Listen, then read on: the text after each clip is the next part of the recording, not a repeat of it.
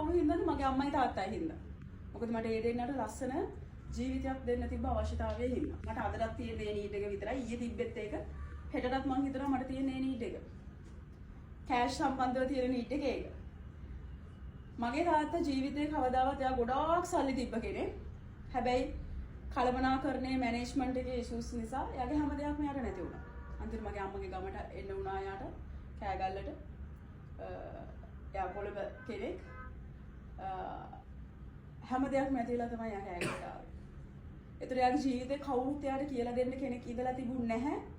වයසට ගියාට පස්සේ 55න් 60න් පස්සේ ජීවත් වෙන්න පෙන්ෂන් එකක් තියෙන්න ඕනේ කියලා එයාට සල්ලි තියෙන කාලේ කවුරුත් කියලා දෙන්න කෙනෙක් ඉඳලා නැහැ. මං වගේ කෙනෙක් ගිහිල්ලා කිව්වත් එයා සතපහර ගණන් ගන්නවත් නැතුව ඇති. දරුවන්ගේ এডুকেෂන් එක වෙනුවෙන් වෙනම ඉතුරු කරන්න ඕනේ කියලා එයාට කවුරුත් මං වගේ වෙල් ප්ලෑන් එකක් ගිහිල්ලා කියලා දෙන්න නැතුව ඇති. අසනීපයක් වුණොත් ඒකට ගවර්න්මන්ට් හොස්පිටල් යන්න නැතුව ප්‍රයිවට් හොස්පිටල් එකකට ගිහලා ඉක්මනට ලෙඩ ටික හොද කරගන්න පුළුවන් කියලා එයාට මේ මැසේජ් එක ඇහෙන්නේ නැති හැබැයි ගණන් ගන්න නැතුව ඇති.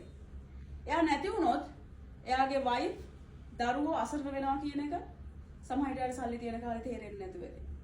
එයා හිතන්නේ නැති කවදාවත් එයා අසනීප වෙලා ඉක්මනට යන එකක් යන්නේ නැති වෙයි කියලා හිතන්නේ නැහැ. හැබැයි මගේ තාත්තා අසනීප වෙන්නේ මට අවුරුදු 3-4දී.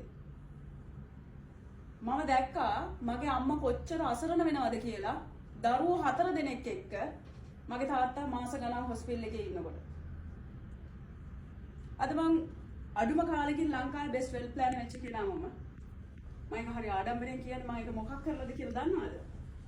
මට හැමදාම එක ප්‍රාර්ථනාවක් තියෙනවා.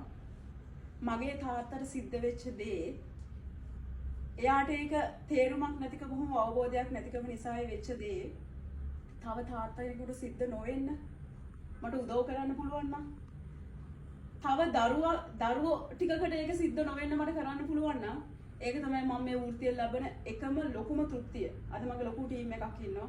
ඒ ටීම් එක හරහා මම කරන්නේත් ඒක. මගේ ජීවිතේ එක්ස්පීරියන්ස් එකක් මේක. අර තිලා